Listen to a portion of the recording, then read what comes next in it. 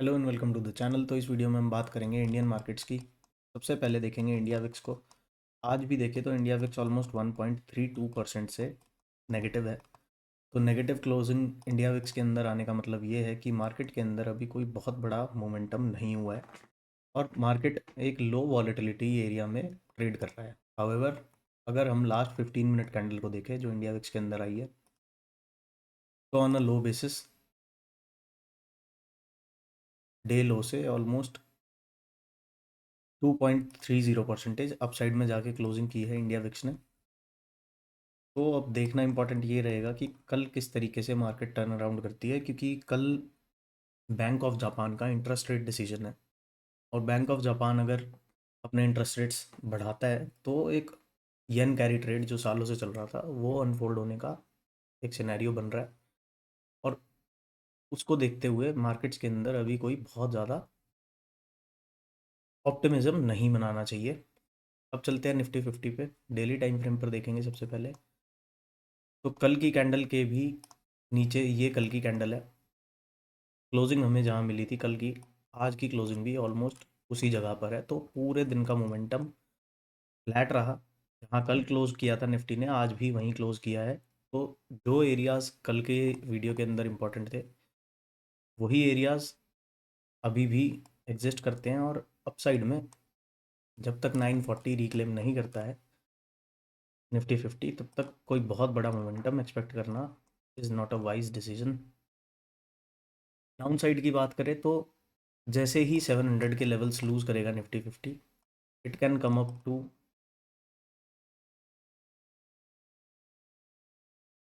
25,580।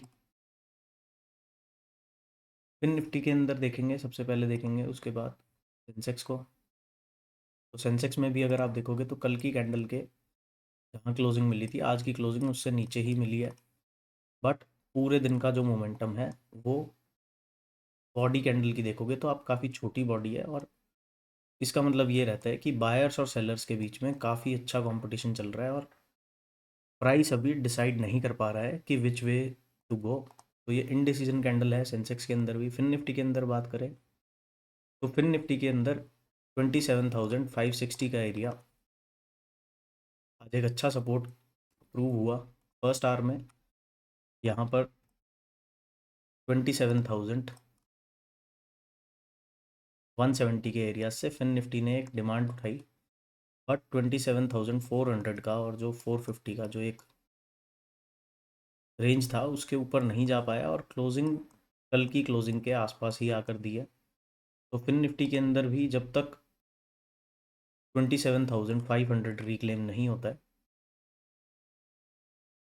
Ultimate bullish scenario तो 27,600 के बाद ही स्टार्ट होगा। बट जब तक 27,450 अपसाइड में रिक्लेम नहीं करता है फिन निफ्टी, इसके अंदर भी कोई पॉजिटिविटी नहीं है। एक इमीडिएट सपोर्ट की बात करें तो 27,150 का एरिया है। ये एरियाज़ भी अगर लूज़ करता है तो it can come easily up to 965 to 865। इस रेंज तक फिन निफ्टी ईजिली आ सकता है। बैंक निफ्टी को देख लेते हैं। बैंक निफ्टी ने भी इंट्राडे में कोशिश की कि अपसाइड में जाके क्लोजिंग करा पाए। 59,000 का भी जो एक राउंड नंबर है उसके भी ऊपर गया, बट वहाँ पर प्राइस सस्टेन नहीं कर पाया और हायर लेवल से तो आज के सेशन का इंट्राडे हाई बनता है, वो बनता है 59,200 के आसपास का। और वहाँ से एक सेलिंग देखने को मिलती है प्राइस के अंदर। तो 59,000 का जो राउंड नंबर है उसके ऊपर बैंक निफ्टी सस्टेन नहीं कर पाया और क्लोजिंग कल की क्लोजिंग के आसपास ही आकर करिए। तो यहाँ पर भी प्रॉपर इनडिसीजन कैंडल है। नेक्स्ट देखते हैं मिड सेलेक्ट इंडेक्स को। यहाँ पर सिनेरियो कुछ डिफरेंट है, बट ओवरहेड रेजिस्टेंस है एक 13,750 का जो एरिया है, ये मिड सेलेक्ट इंडेक्स के लिए एक सपोर्ट एरिया था आफ्टर 13,900। अब डाउन साइड में ऑलमोस्ट 570 के इंट्राडे लोज लगाने के बाद अभी करंटली 750 के अराउंड एक रेजिस्टेंस जोन नज़र आता है। तो मिड सेलेक्ट इंडेक्स में भी कोई पॉजिटिव सिनेरियो तब तक नहीं डेवलप कर सकते हैं जब तक 13,790 का एरिया रिकैप्चर नहीं हो जाता। 790 जब तक 790 के ऊपर हमें क्लोजिंग नहीं मिलेगी, बहुत ज़्यादा दूर नहीं है ये क्लोजिंग, ऑलमोस्ट 745 की हमें आज क्लोजिंग मिली है, तो ऑलमोस्ट 45 टू 50 पॉइंट्स अगर अपसाइड में जाके मिड सेलेक्ट इंडेक्स क्लोजिंग कर पाता है तो इसके अंदर हम एक अपवर्ड मोमेंटम देख सकते हैं up to the level of 13,940। But यहाँ पर एक क्लस्टर ऑफ रेजिस्टेंसेज है इस जोन में, या तो हमें कोई बहुत एक्सट्रीम बुलिश सिनेरियो चाहिए, तो यहाँ पर इस तरीके की हमें कोई ब्रेकआउट कैंडल चाहिए, तो ऐसा कोई कैंडल है, वरना यहाँ पर 13,790 is a good resistance for mid select index, और यहाँ से आप फर्दर डाउन देख सकते हो इंडेक्स को up to the levels of 13,480।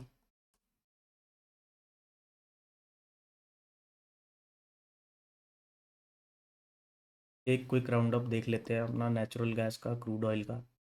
Natural gas के अंदर पिछले सेशंस में हमने देखा कि भाई 500 के राउंड का हाई लगाने के बाद 494 हिट करने के बाद नेचुरल गैस ने वन वे फॉल दिखाया है और सपोर्ट कहीं ना कहीं फाइंड आउट किया है 350 का जो एक ब्रेकआउट जोन था उस एरिया के आसपास से। नेचुरल गैस में अब बुलिश बायस कब डेवलप कर सकता है? बुलिश बायस तभी डेवलप करनी है जब आप साइड में 400 का जो नंबर है वो रिक्लेम कर लेती है, तब तक natural gas can go all the way to here and 390-95 के एरिया से रिजेक्शन लेके और ये फिर 324 तक भी आ सकता है। तो अभी डायरेक्शनल नहीं है नेचुरल गैस, अभी इसके अंदर एक रेंज बाउंड मूवमेंट हमें देखने को मिलेगी। अप साइड में 382 रिक्लेम होगा तो एक प्रोबेबिलिटी बनती है 400 तक जाने की, बट अगर 382 ही रिक्लेम नहीं हो पाता है तो जो अभी रिसेंट लोज हैं 350 के एंड देन कल के सेशन के लोज एंड इवन आज के सेशन के लोज, ये मोमेंटम शिफ्ट एरियाज रहेंगे, यहाँ पर प्राइस को मॉनिटर करना ज़रूरी है।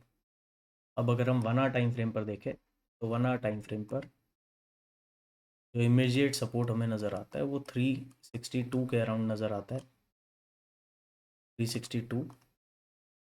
और अपसाइड में जो एक रेजिस्टेंस है वो 372 के एरियाज़ पर है, 372 को ब्रेक कर पाता है देन ये जो प्रीवियस सप्लाई का जोन है 384 एंड 397, तो मतलब 400 के लेवल्स तक जाने के लिए नेचुरल गैस के पास काफ़ी रेजिस्टेंसेज हैं। यहाँ पर ये थोड़े दिन कंसोलिडेशन में भी रह सकता है, और कंसोलिडेशन में अगर नहीं रहेगा तो फिर इसके अंदर एक कंटिन्यूएशन आपको देखने को मिलेगी, डाउन साइड के लेवल्स ब्रेक होते हैं तो इसमें फर्दर डाउन साइड का मोमेंटम आप एक्सपेक्ट कर सकते हैं। क्रूड ऑयल की बात करें तो क्रूड ऑयल के अंदर हम पिछली अपडेट वीडियो में भी हमने बात की थी कि भाई 5510 के ऊपर जब तक क्लोजिंग नहीं देगा तब तक nothing is great for crude oil, और जैसे ही ये लार्ज वॉल्यूम कैंडल का हाई या लो ब्रेक होगा जिस डायरेक्शन में, उस डायरेक्शन में मोमेंटम होगा, तो यहाँ से ब्रेक होने के बाद ऑलमोस्ट क्रूड ने 2.76% का मोमेंटम किया है। अपसाइड बायस क्रूड के अंदर कब डेवलप कर सकते हैं? मंथली टाइम फ्रेम पर बात करें तो 5300 का एरिया है,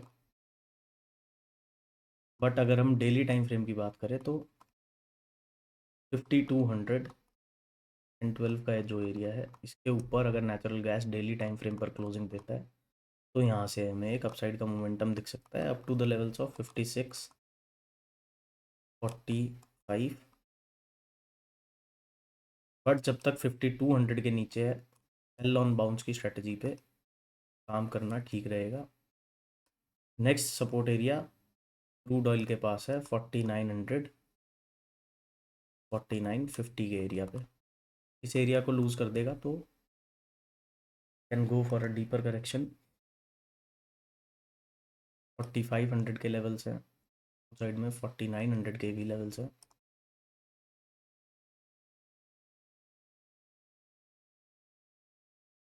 बात कर लेते हैं गोल्ड और सिल्वर की। तो गोल्ड के अंदर हम देखें तो जो प्रीवियस ऑल टाइम हाई है 4381 का, अभी तक गोल्ड ने उसको ब्रेक नहीं किया है अपसाइड में। हाउएवर सिल्वर ने इसको अच्छे से ब्रेक भी किया है और अपने जो फर्दर अपसाइड टारगेट्स थे उनको अचीव कर चुका है सिल्वर। यहाँ पर आप देखोगे तो सिल्वर के अंदर जो हाई था वो 54 के अराउंड था, और वहाँ से ब्रेक करके silver has outpaced gold by over 21%। तो 21% से ज़्यादा मूव कर चुका है silver as compared to gold. इसने अभी प्रीवियस हाई भी ब्रीच नहीं किया है, बट जैसे ही ये एरियाज अपसाइड में ब्रीच होते हैं, डाउन साइड में